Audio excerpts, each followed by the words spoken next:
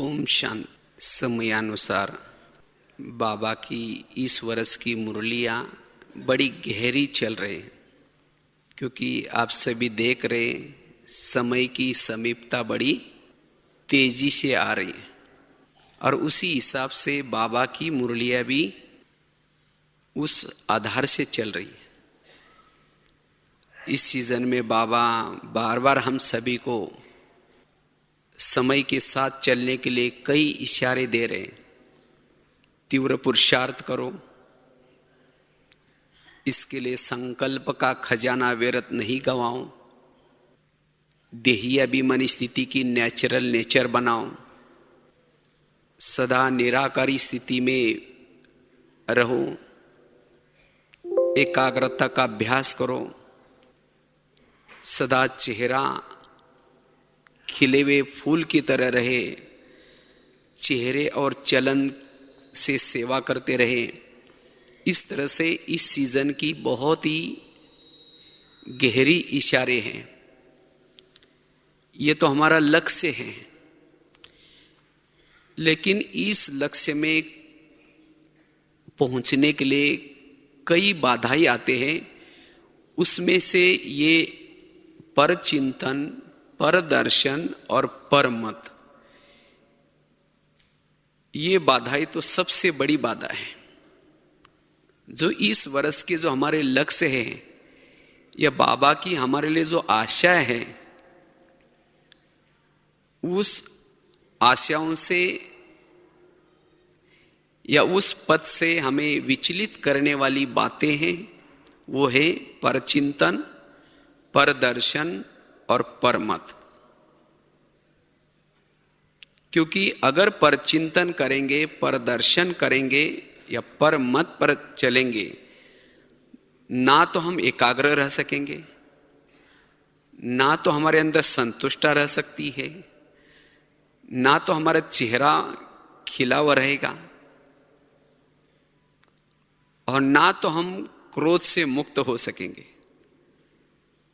ना चलन और चेहरे से सेवा कर सकेंगे। क्योंकि ये बात हमारे लक्ष्य से विचलित करने वाली बात है। इसीलिए आज हमें इसी के पर थोड़ी सी चर्चा करेंगे। ये परचिंतन, परदर्शन और परमत हमारी साधना पथ में कितना घाटे वाला है।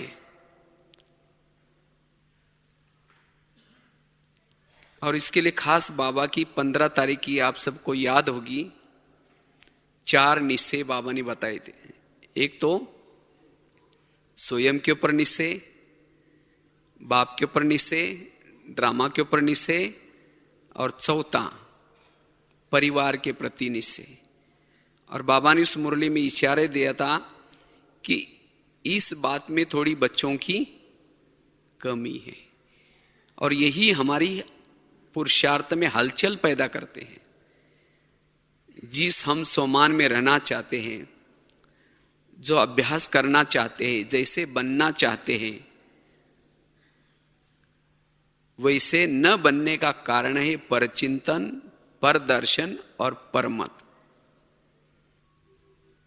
क्योंकि परचिंतन करने वाला आत्मचिंतन, परमात्मा चिंतन, ज्ञान का चिंतन, मनन चिंतन नहीं कर सकता। वो अंतर्मुखी नहीं बन सकता।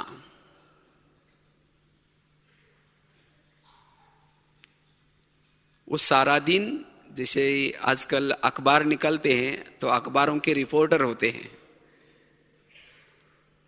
और वो कुछ ना कुछ खोजते रहते हैं, कहाँ क्या हुआ, और सब इकट्ठा करके उसको क्या करते हैं, प्रिंट कर लेते हैं और सभी तक पहुंचा लेते हैं। इसी तरह परचिंतन करने वाला भी एक रिपोर्टर बन जाता है। रिपोर्टिंग कैसी की जाती? 4-5 बातें, क्या हुआ, क्यों हुआ, कैसे हुआ, कहाँ हुआ, उसमें कौन कौन थे। तो इसी को कहा जाता है न्यूज। अगर पॉजिटिव न्यूज है तो समाज का फायदा है, अगर नेगेटिव न्यूज है तो समाज का घाटा है। इसी तरह अगर हमारे पास भी निगेटिव मटेरियल है, उसे स्वयं का भी घाटा है, औरों का भी घाटा है। स्वयं का समय भी गया,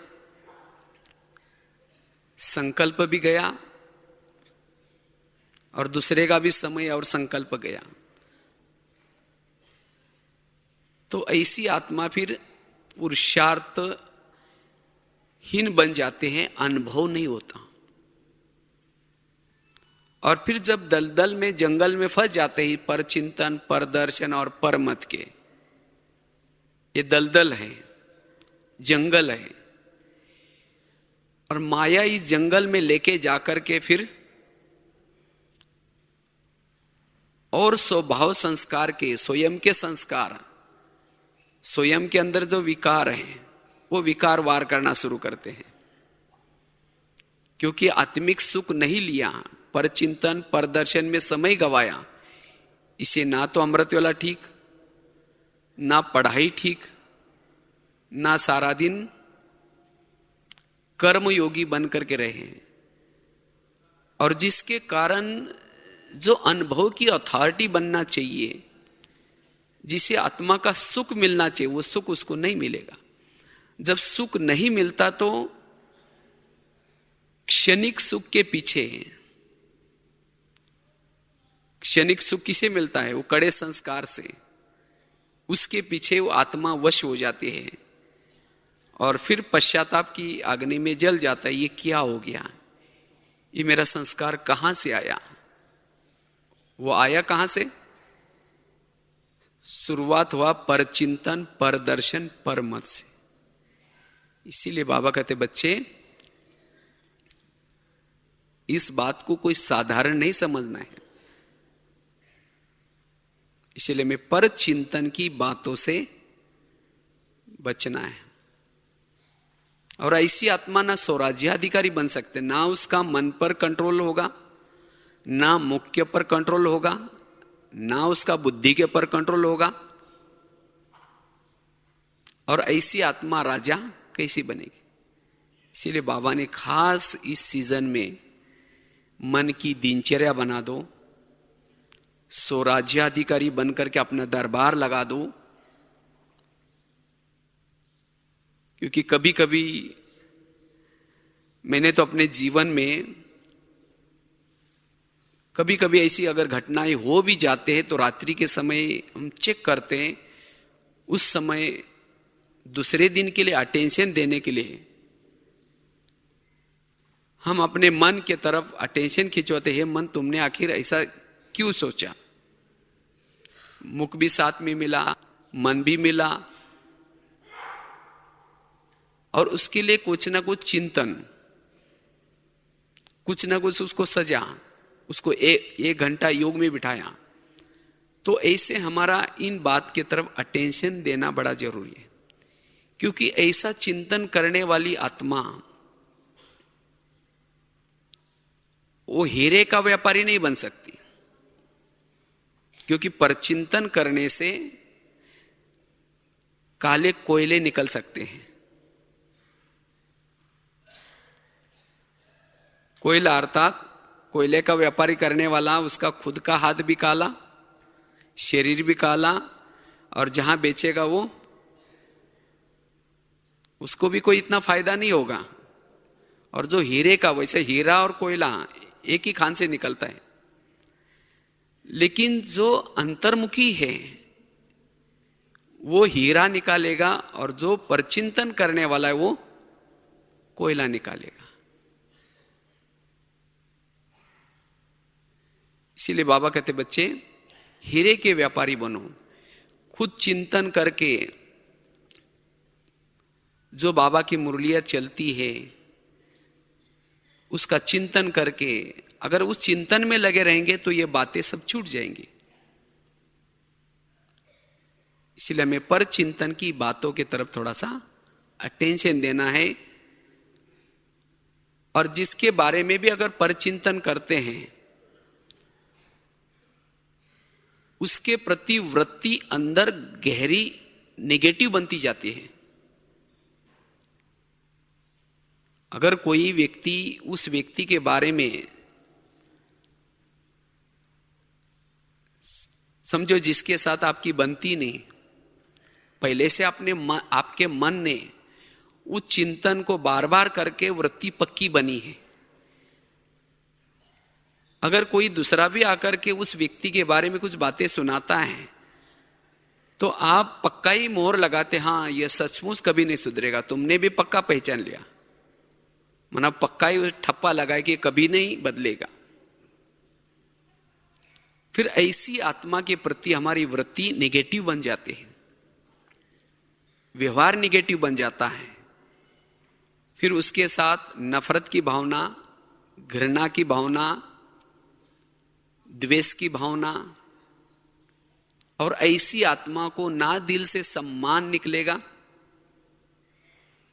ना उसके बातों को रिगार्ड देंगे, और इससे क्रोध पैदा होता है।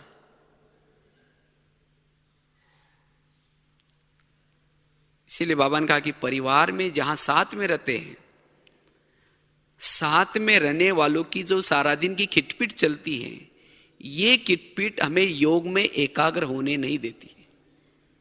फिर कहता है पता नहीं हमारे योग में अनुभव नहीं होता, योग में माया आते हैं। माया कहां से आई? ये माया आई पर चिंतन से, पर दर्शन से और पर मत से। इसीलिए ऐसी माया से हमें क्या करना है, थोड़ा सा सावधान रहना है। और जिसने एक बार परचिंतन प्रदर्शन करना शुरू किया, वो फिर गलत फहमी का चश्मा पहन लेता है। गलत फहमी, शंकाएं, कुशंकाएं, जिसके प्रति वो परचिंतन करता है उसकी हर बात उसको एक अवगुण के रूप में दिखाई पड़ती है, क्योंकि चश्मा ही निगेटिव पहना है तो उसकी हर बात, उसकी सेवा या उसकी विशेषता भी उसको निगेटिव रूप में दिखाई पड़ती। बाबा ने जिस विशेषता को देख करके उस आत्मा को चुना है, उस विशेषता के द्वारा वो सेवा आत्मा करती है, तो भी हमने उसके लिए निगेटिव का चश्मा पहनने के कारण वो सेवा भी उसकी सेवा दिखाई नहीं पड़ती, लेकिन विरत दिखाई पड़ता है। और इसीलिए ऐसी आत्मा के प्रति शुभ भावना नहीं निकलती, ना शुभ भावना निकलेगी, ना उसके प्रति कल्याण की भावना निकलेगी। इसीलिए बाबा कहते बच्चे, अगर किसी आत्मा के प्रति अगर ऐसी भावना है तो हमें इस भावना को अब पॉजिटिव बनाने की आवश्यकता है। बाबा तो कहते एक व्यक्ति के प्रति भी अगर आपके दिल में, दिल बुद्धि को भी कहा जाता है, अगर निगेटिव भावना है, वो एकाग्र योगी नहीं बन सकता। अगर किसी एक आत्मा के प्रति भी निगेटिव भावना है, ऐसे दिल में भगवान कैसा बैठेगा? इसीलिए जैसा बाप सब कुछ जानता है, सब कुछ जानते हुए भी साक्षी भाव, इसी तरह बाबा ने खास कहा, जैसे अगर परिवार के प्रति प्रीत निभानी है तो नॉलेज फुल बन करके सभी के भाव, स्वभाव, संस्कार जानते हुए भी उसके साथ व्यवहार करना, ये बहुत बड़ी कला है। हम व्यवहार तो कर लेते हैं, लेकिन अंदर कुछ और, बाहर कुछ और होता है, जिसको दुनिया में कहते हैं मुख में राम बगल में छोरी। ऐसी आत्मा भले ऊपर से तो ठीक है, लेकिन अंदर से वो चिंतन, विरत चिंतन, पर चिंतन चलता है, और उसके कारण संकल्प चलते रहते हैं। जिसको आज भी बाबा ने बहुत अच्छी बात कही थी ना, चलो 2 मिनट। तो इस तरह से समय अनुसार इस बात की तरफ हमें इतना अटेंशन देना है। वास्तव में यही है तपस्या, यही हमारा तीव्र पुरुषार्थ है। हमारी बुद्धि भी सोच्य हो जाए, हर आत्मा के प्रति हमारी वृत्ति सोच्य बन जाए, जिससे हमारा मन एकाग्र होगा। और जो क्रोध को उत्पन्न करने वाली जो बातें हैं, चाहे घृणा भाव, चाहे नफरत भाव, ये सब खत्म होगा। अन्यथा हम भले तो योग तो लगा रहे हैं, लेकिन अगर हमारी वृत्ति स्वच्छ नहीं बनी तो अंदर से हमारे संकल्प चलते रहेंगे, समय हमारा व्यर्थ जाएगा और इससे वायुमंडल भी खराब हो जाता है। जब हम ऐसा चिंतन करते हैं, व्यर्थ चिंतन पर चिंतन करते हैं, तो इससे वायुमंडल खराब हो जाता है और साथ में संबंध भी खराब हो जाते हैं। कई तो ऐसे चिंतन करते करते धीरे धीरे ऐसी आत्माओं से जिसके साथ बनती नहीं, ऐसी आत्माओं से किनारा करेंगे। उस मुरली में बाबा ने बहुत अच्छी बात कही सोचते हैं कि हमारा तो कनेक्शन बाबा से, परिवार से क्या लेना देना। लेकिन बाबा कहते बच्चे, परिवार के साथ तो पूरा कल्प और साकार में रहना है। तो इसलिए जिस के साथ में रहते हैं, जिस संबंधों में रहते हैं, उसके साथ हमें गुणग्राही या विशेषता देखने का चश्मा पहनते हुए चलना है। और तब जाकर के हम जो हमारे प्रति जो बाबा की आशाएं हैं, जो बाबा जो समय प्रति जो चाहता है कि समय अनुसार क्या करें, वो हम कर सकेंगे। बाबा ने तो होपलेस में भी होप पैदा की।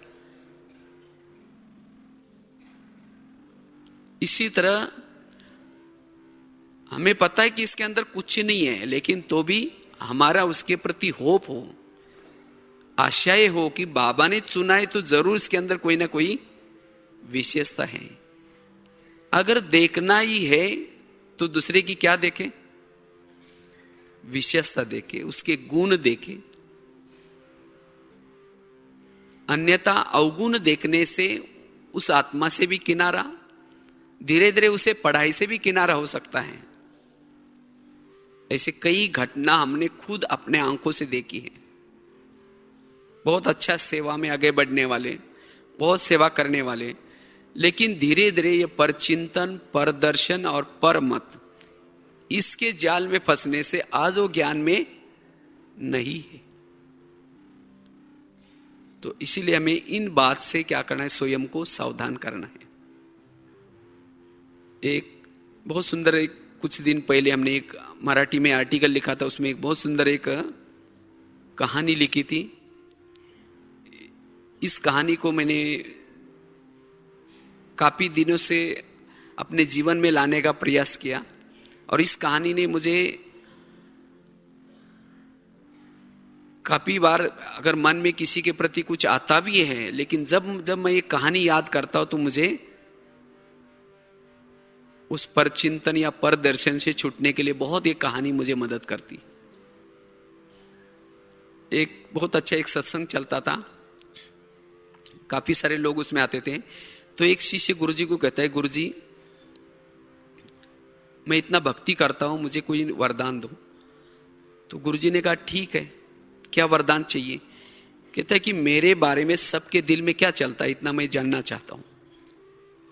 कहा कि ठीक है, इसके लिए मैं तुम्हें वरदान देता हूं, साथ में एक छड़ी देता हूं। जब भी किसी के दिल में तुम्हारे बारे में क्या चलता है जानना चाहते हो, उसी दिन क्या करना, उसी समय इस छड़ी को लेकर के अपने दिल में लगाना और उस व्यक्ति का नाम लेना, तुम्हें पता चलेगा। तो कहा ठीक है। तो गुरुजी ने उस शिष्य को वरदान दिया, छड़ी दी, वो शिष्य चला गया। तो एक दिन उसको याद आता है, वो पहले सोचता है कि पहले मैं गुरुजी की चेकिंग करता हूं तो गुरुजी के दिल में मेरे बारे में क्या चलता है? तो क्या क्या वो छड़ी को दिल में लगाया और गुरुजी का नाम लिया। जब गुरुजी का नाम लिया तो थोड़ी सी छड़ी काली हो गई।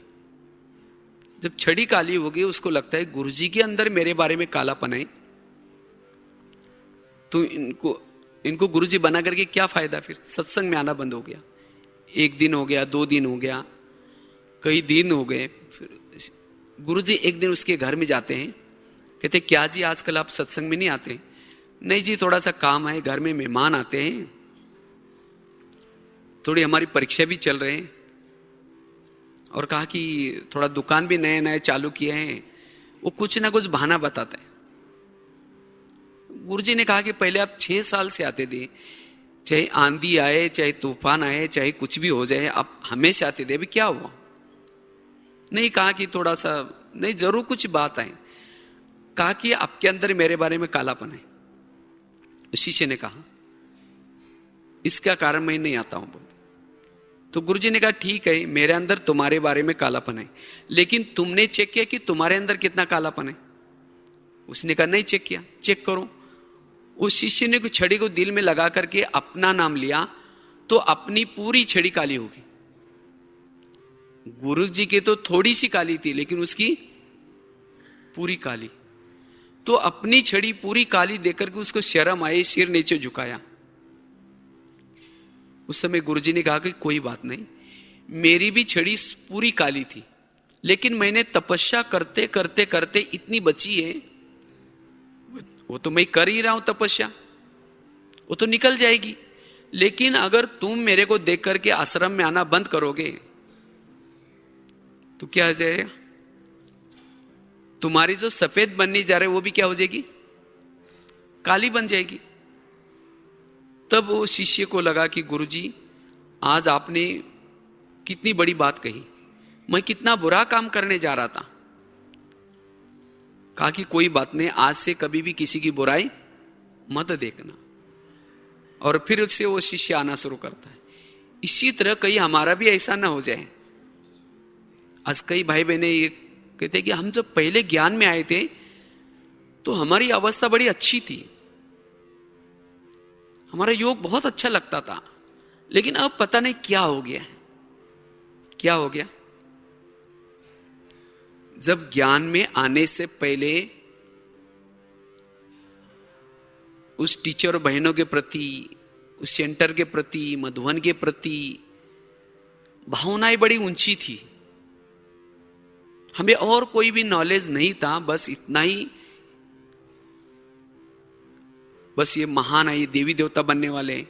लेकिन जब हम यहां आए, धीरे धीरे औरों को देखना शुरू किया, वो क्या करता है, वो ऐसा करता है, ये ऐसी करती है। जब ये देखना शुरू किया, चिंतन शुरू किया, भावना बदल गई।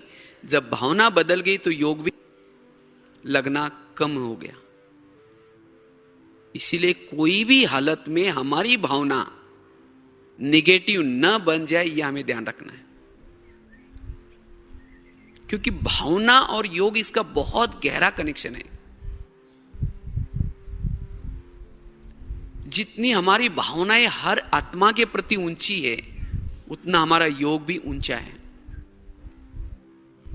भगवान से प्यार करने से पहले भगवान ने रची हुई दुनिया की हर आत्मा मुझे प्रिय चाहिए। बाबा ने क्यों कहा? ये चारों के तरफ निश्चय चाहिए, चारों बातों में निश्चय चाहिए। अगर परिवार के प्रति निश्चय नहीं है, इसका मतलब वो तीनों में भी हमारा निश्चय की कमी होगी।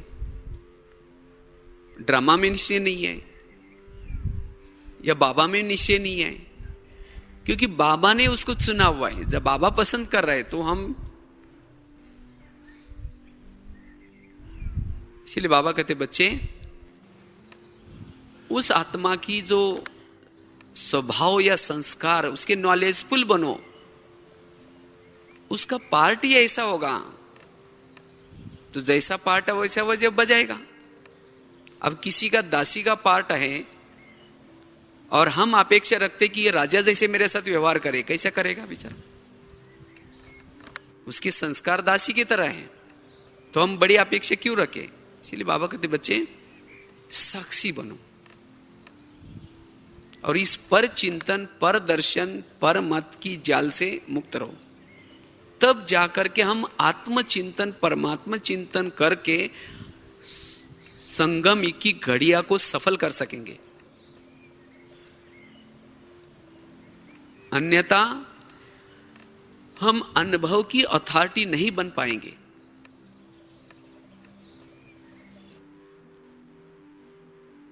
आज जिसके हम कमजोरी देख रहे हैं, वो तो पुरुषार्थ कर रहे, योग लगा रहे, वो निकल जाएगी।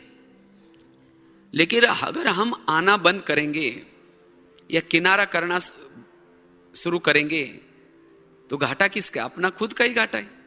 जो खुद की सफेद बनने जा रही थी वो भी क्या हो जाएगी? काली बन जाएगी। और ऐसी आत्मा के द्वारा कुछ शिक्षा, सावधानी मिलते तो भी हम नहीं ले पाएंगे।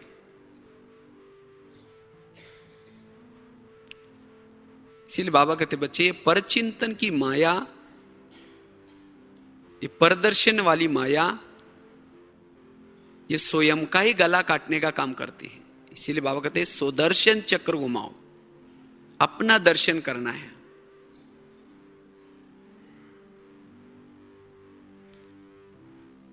पर चिंतन करते करते कहीं ऐसा ना हो जाए हमारा पुण्य ही कुछ ना, क्योंकि परचिंतन करने से हमारे पास कुछ भी जमा नहीं होगा। फिर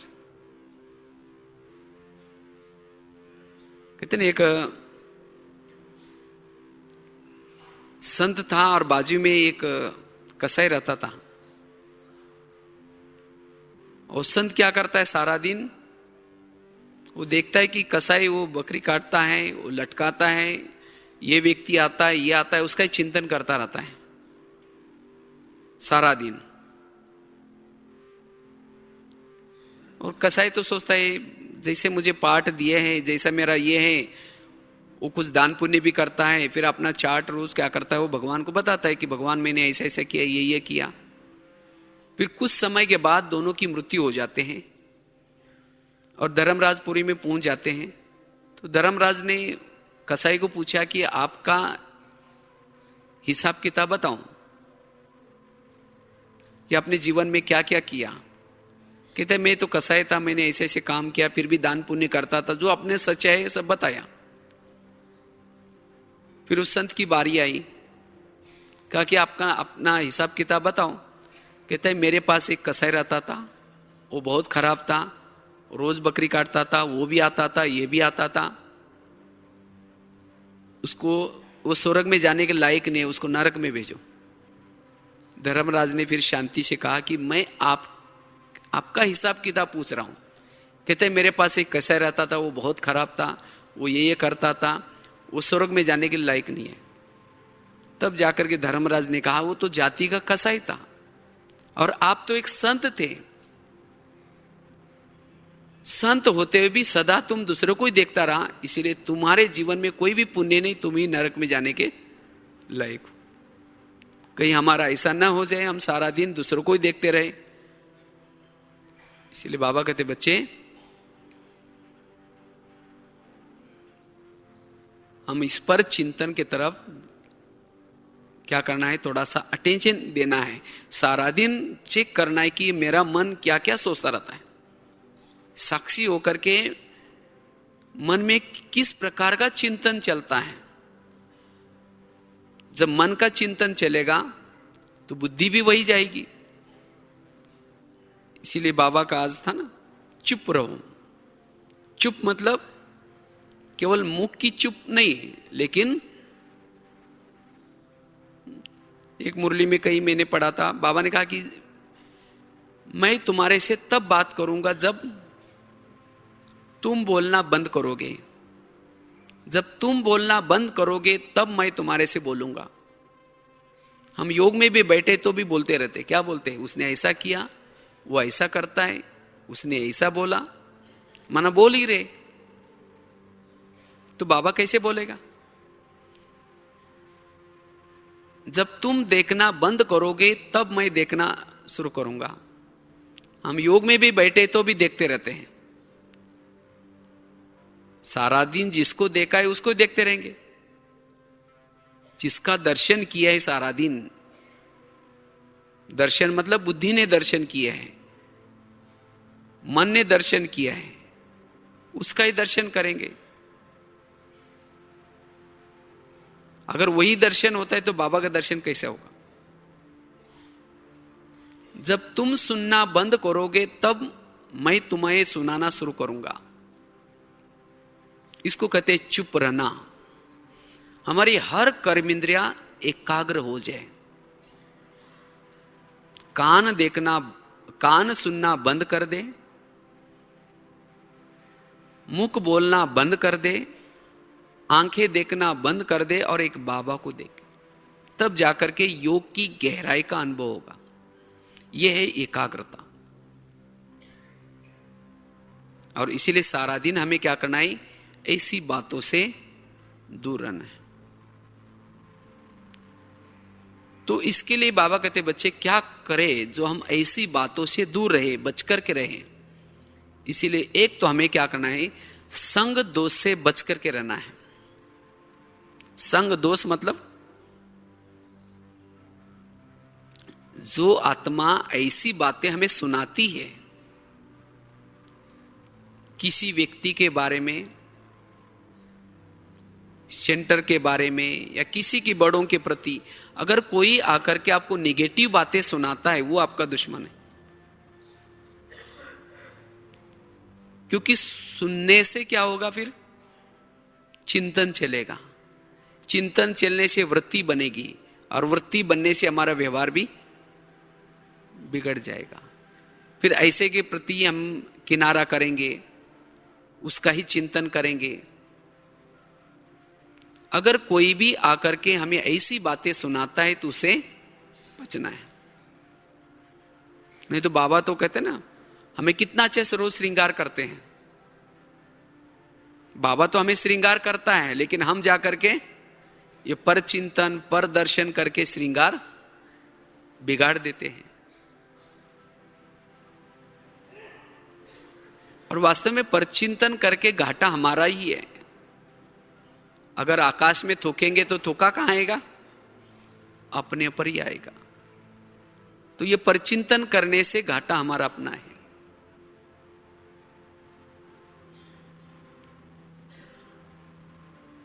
तो इसीलिए बाबा कहते हैं ऐसी बातें सुनाने वालों से हमें क्या करना है? थोड़ा सा है। जैसे आपने अगर समझो सवेरे सवेरे अच्छी तरह नहाए धोए, अच्छे कपड़े पहने और जा रहे, रास्ते में किसी ने कीचड़ आपके ऊपर डाल दिया, उसी दिन तो चुप बैठेंगे, कोई बात नहीं। फिर जब दूसरे दिन उसी रास्ते में जा रहे हैं और वही व्यक्ति सामने खड़ा है तो क्या करेंगे? पता ही थी कि ये रोज कीचड़ डालता है, तो ऐसी आत्मा से किनारा करेंगे ना, या जानबूझ करके उसके बाद जाएंगे डाल दो कीचड़। तो इसी तरह पता है कि मैं मुरली सुनता हूं, अच्छा चिंतन करता हूं, अमृत वेला भी करता हूं, लेकिन जब कर्मक्षेत्र पर जाता हूं कोई आकर के मेरे को किसी के बारे में उल्टी सुल्टी बातें सुनाता है और मेरे चिंतन की धारा को बदल देता है, सो चिंतन के बजाय परचिंतन की धारा बनाता है, तो ऐसी आत्मा के हमें क्या करना पड़ेगा? सावधान रहना है। किनारा नहीं करना है, लेकिन ऐसे बातों में इंटरेस्ट नहीं लेना है। अच्छा, वो क्यों सुनाता है? हम सुनने में क्या करते हैं? इंटरेस्ट देते हैं। पूछेंगे और क्या हुआ, फिर और क्या हुआ।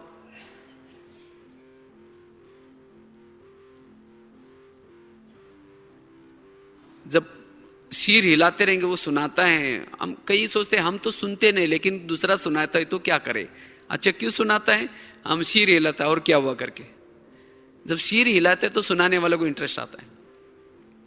अगर कोई व्यर्थ बातें सुना रहा है, लेकिन अगर आप सुनेंगे ही नहीं, सिर हिलाएंगे नहीं, तो सुनाएंगे नहीं। अगर एक दिन सुना तो दूसरे दिन भी आपको ढूंढता रहेगा। हम तो करते, वो तो किनारा करना तो छोड़ो, लेकिन क्या करेंगे, और नजदीक सरकेंगे, कहेंगे और क्या हुआ, और उठ के जा भी रहे, कहेंगे चाय पानी पी के जाओ ना, बताओ ना और क्या हुआ। मना ऐसी आत्मा को चाय पानी पिला रहे हैं, और रोज फिर दोस्ती बन गई, और फिर रोज आकर के ऐसी बातें,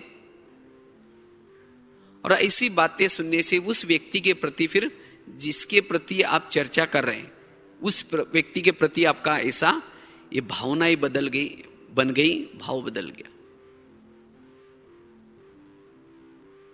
हमने तो अपने जीवन में विशेष तो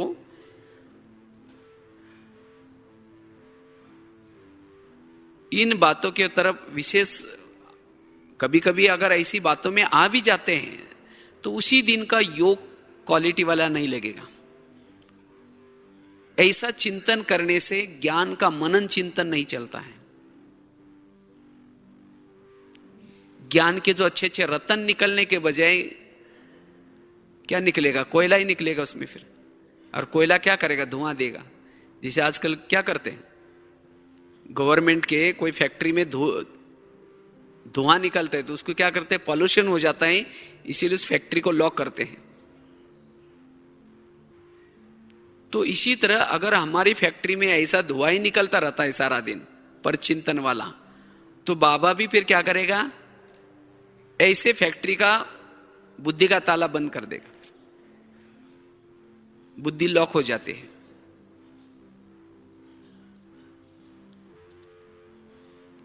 इसीलिए बाबा कहते बच्चे धुआं निकालने के बजाय क्या करो, अच्छा खुशबू फैलाओ।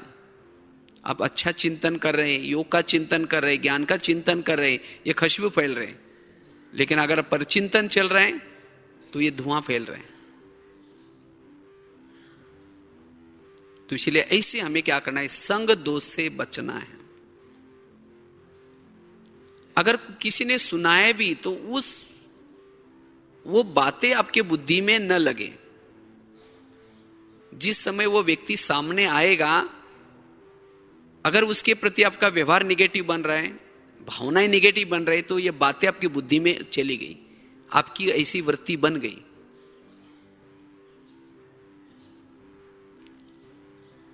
तो इसीलिए ऐसे के साथ में रहते हुए भी हमें उससे न्यारे रहना है, जिसको कहते हैं कमल पुष्प। कमल कैसे होता है, कीचड़ में होता है, लेकिन कीचड़ में रहते हुए भी कीचड़ उसको टच नहीं करता। अगर कीचड़ डालेंगे भी तो वो चिपकेगा नहीं, पानी डालेंगे तो भी नहीं चिपकता। तो इसी तरह ये परचिंतन वाली नेगेटिव बातें हमारे बुद्धि में टच ना हो, इसको कहेंगे कमल।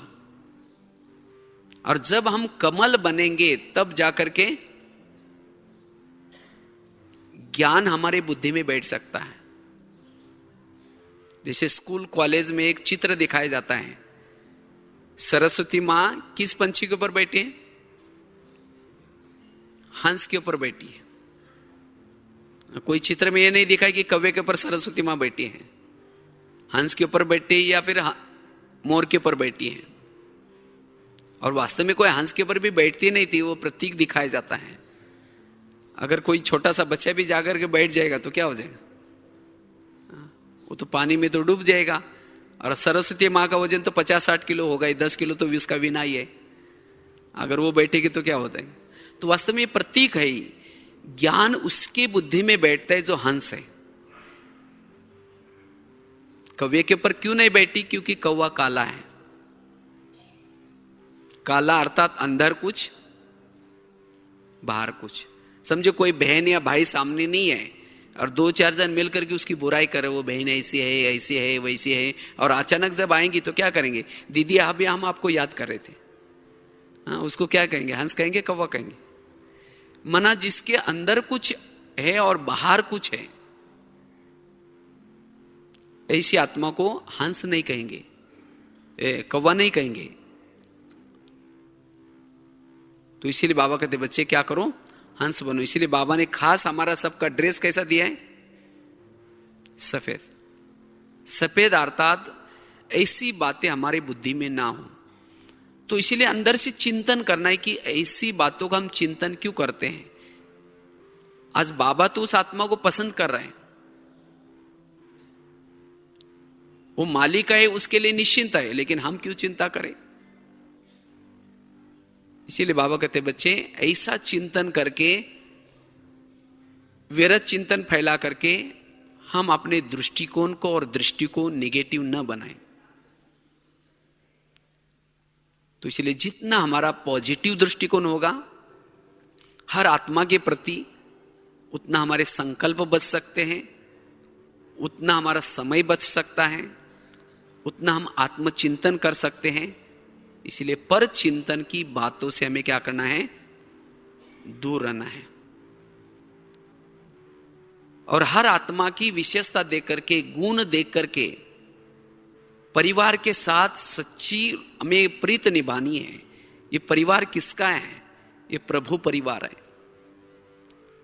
जिस परिवार की हर आत्मा पूजनीय है, वंदनीय है, जिसका दर्शन करने के लिए आज मंदिरों में लाइन लगती है, लेकिन हम तो कितने भाग्यशाली ही ऐसी आत्माओं के हम संपर्क में रहते हैं। ये जो परिवार बाबा ने दिया है, किस लिए दिया है? हमारी अपनी उन्नति के लिए दिया है। लेकिन जब हमारी भावना बदल जाते हैं, भावना नेगेटिव बन जाते हैं, तब ये परिवार ही कभी कभी सिर दर्द लगना शुरू हो जाता है। इसीलिए बाबा कहते बच्चे, जिसके प्रति आपकी बनती नहीं, या जिसके प्रति आपकी वृत्ति जो निगेटिव बनी है, उस वृत्ति को पॉजिटिव बनाने का पुरुषार्थ करो। और ऐसे परिवार के साथ फिर से आपको मिलना ही है। कभी कभी क्या होता है, जिस बहनों ने हमको पढ़ाया, जिन्होंने कोर्स कराया, जिन्होंने ये कुछ किया, कुछ समय के बाद हमारे अंदर कुछ विशेषता आते हैं, कुछ गुण आ जाते हैं। और उसके बाद जिन्होंने हमें कोर्स कराया, जिन्होंने हमें सहारा दिया, जिन्होंने हमें, जो हमारे लिए हमारे से भी बड़े हैं, कभी कभी हम क्या करते हैं, उन्हीं का परचिंतन करना शुरू करते हैं, उन्हीं की बुराई करना शुरू करते हैं। बाबा कहते हैं, जैसे तुम बच्चों ने मेरी ग्लानि करते करते तुम मेरे से दूर हो गए, इसी तरह जिसके प्रति आप ग्लानि करेंगे, उन आत्माओं से भी आप दूर चले जाएंगे। इसलिए हमें किसी के प्रति ऐसी ग्लानि नहीं करनी है। और याद रखना है, अगर समझो आप उसका परचिंतन किया, क्या फिर दोबारा 5000 साल के बाद उस आत्मा के पास नहीं जाना आपको? कोर्स तो उसे ही करना है आपको। फिर 5000 साल के बाद फिर से आपको वही आना है। इसलिए चाहे हम कितना भी बड़े हो जाए, कितना भी हमारे अंदर गुण आ जाए, लेकिन दोबारा उन्हीं आत्माओं के द्वारा हमारा कल्याण होने वाला है। इसलिए ऐसी आत्मा का परचिंतन करने के बजाय उन आत्माओं के अंदर जो सफेद छड़ी कितनी है, उन्होंने मेरे से भी कितना ज्यादा सेवा की है, कितना सालों से वो ज्ञान में चल रहे हैं, उनके सफेद छड़ी कितने वो देखे, ना कि उसके अंदर जो थोड़े सा काला सा दाग है, कोई बुराई है, उसको देख करके उसे किनारा करे, उसका चिंतन करे, परचिंतन करे। इसीलिए बाबा कहते हैं, इस बात को हमें क्या करना है, खत्म करना है। और तब जाकर के हम परिवार के साथ मिल सकते हैं। और जब परिवार में हम हल्के हैं, अंदर बाहर एक है, सोचे है, वही जाकर के एकाग्रता का अभ्यास करेगा। अन्यथा फिर जैसे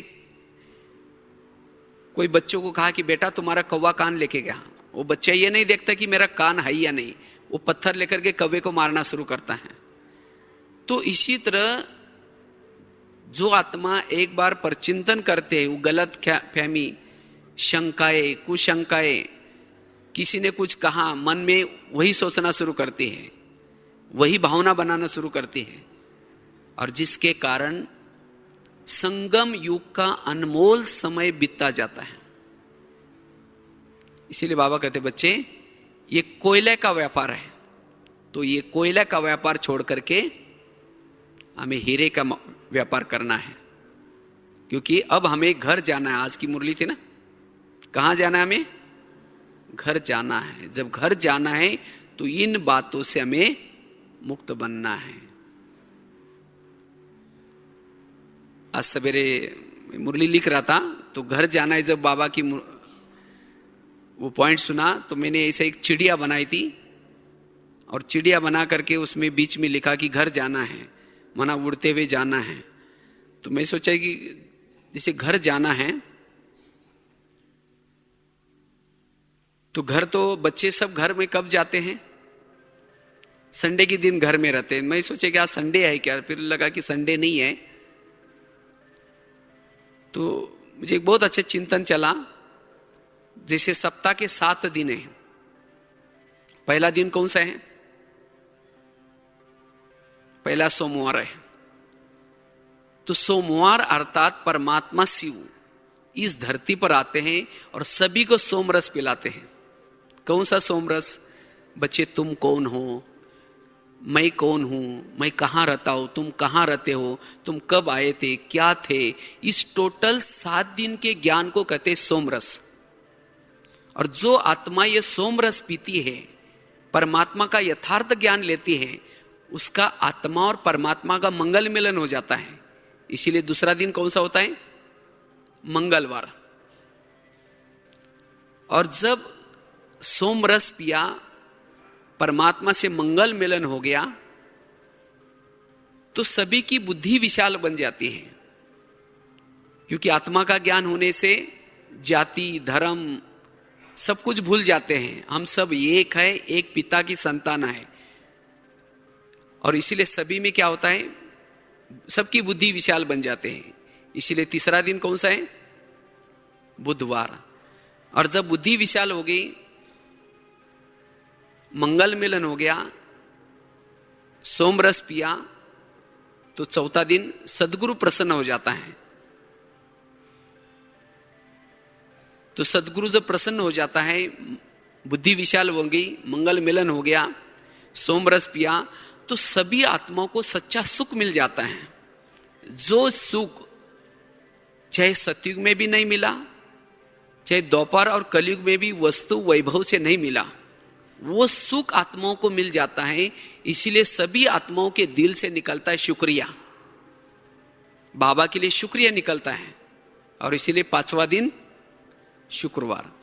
जब शुक्रिया निकला, सदगुरु प्रसन्न हो गया, मंगल मिलन हो गया, सोमरस पिया, बुद्धि विशाल बन गई, तो आत्माओं को जो जन्म जन्म जो विकारों की शनि लगी थी, इस विकारों की शनि से छूट जाते हैं।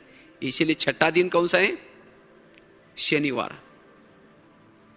जब शनि से छूट गए, शुक्रिया निकला, बुद्धि विशाल हो गई, सोमरस पिया, मंगल मिलन हो गया, जो आत्माएं जो इस धरती पर आकर के जन्म मरण के चक्कर में पड़ी थी, वो जन्म मरण की से मुक्त हो जाते हैं। और संडे के दिन सब बच्चे अपने घर में चले जाते हैं। माना संडे के दिन बच्चे कहाँ रहते हैं? अपने घर में रहते हैं। तो इसी तरह अब हमें क्या करना है? वापिस घर जाना है। जब घर जाना है तो अब हमें क्या करना है? इन पर चिंतन की बातों से क्या करना है? मुक्त बनना है और अपनी तैयारी में लगना है। और समय कितना हमें कम है, और इसलिए बाबा कहते बच्चे ये पर चिंतन करके अपना अनमोल समय नहीं गवाओ। हर पल प्रभु के साथ मंगल मिलन करके अपनी आत्मा की बैटरी को चार्ज करो और निरंतर वो उस विधेयी अवस्था, अशरीरी अवस्था में रहो। और जब विधेयी अवस्था में, अशरीरी अवस्था में रहेंगे, किसी की भी कमी कमजोरी नजर नहीं आएगी। वास्तव में दूसरे का कोई दोष नहीं है। जब हम देह के भान में आते हैं तो दूसरे की बुराई नजर आती है। इसीलिए हमें अमृत वेला का अभ्यास करके,